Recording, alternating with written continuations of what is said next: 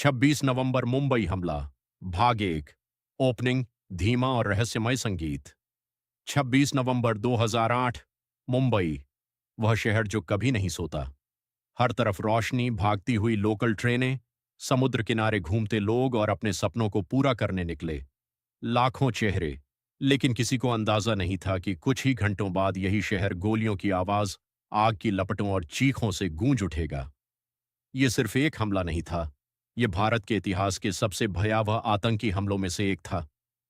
आज की इस डॉक्यूमेंट्री में हम जानेंगे कि आखिर उस रात क्या हुआ था, आतंकवादी मुंबई कैसे पहुंचे, कैसे पूरे शहर को बंधक बना लिया गया और कैसे भारतीय सुरक्षा बलों ने 60 घंटे तक चले ऑपरेशन को अंजाम दिया। यह कहानी केवल तथ्यों पर आधारित है। 26 नवंबर 2008 की शाम, मुंबई के रेलवे स्टेशन, होटल और कैफे लोगों से भरे हुए थे। इसी समय 10 भारी हथियारों से लैस आतंकवादी समुद्र के रास्ते मुंबई के तट पर पहुंचे। वे छोटे समूहों में बंट गए और अलग अलग स्थानों की ओर बढ़े। बाद की जांच में यह सामने आया कि उन्होंने कई प्रमुख स्थानों को निशाना बनाया था। रात लगभग 9:30 बजे मुंबई के अलग अलग इलाकों से अचानक गोलियों की आवाज आने लगी। पहला बड़ा हमला Chhatrapati Shivaji Maharaj terminus (CSMT) railway station पर हुआ, जहां उस समय हजारों यात्री मौजूद थे। कुछ ही मिनटों में पूरे स्टेशन पर अफरा तफरी मच गई। लोग अपनी जान बचाने के लिए भागने लगे। उसी समय शहर के दूसरे हिस्सों में भी हमले शुरू हो चुके थे। Taj Mahal palace hotel, Oberoi Trident hotel, Leopold cafe और नरीमन हाउस। मुंबई पुलिस को शुरुआत में यह समझ ही नहीं आया कि ये अलग अलग घटनाएं नहीं, बल्कि एक समन्वित आतंकी हमला है। जैसे जैसे रात बढ़ती गई, पूरे शहर में दहशत फैलती गई। टीवी चैनलों पर लगातार ब्रेकिंग न्यूज चल रही थी।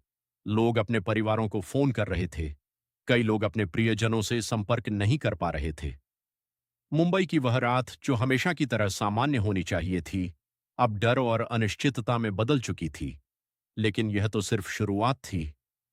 आने वाले कई घंटे भारत के इतिहास में हमेशा के लिए दर्ज होने वाले थे। मुंबई पुलिस को अब यह साफ हो चुका था कि शहर पर एक सुनियोजित आतंकी हमला हुआ है। लेकिन किसी को यह नहीं पता था कि आतंकवादी कितने हैं और वे अगला हमला कहां करेंगे। ताजमहल पैलेस होटल के अंदर सैकड़ों मेहमान मौजूद थे। अचानक गोलियों की आवाज और विस्फोटों से होटल में अफरा तफरी मच गई।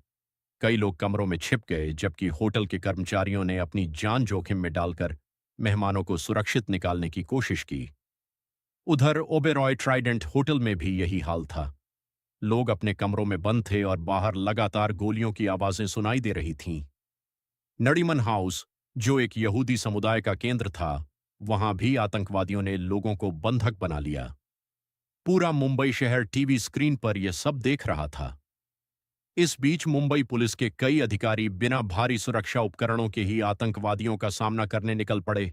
इनमें वरिष्ठ पुलिस अधिकारी हेमंत करकरे, अशोक कामटे और विजय सालस्कर भी शामिल थे।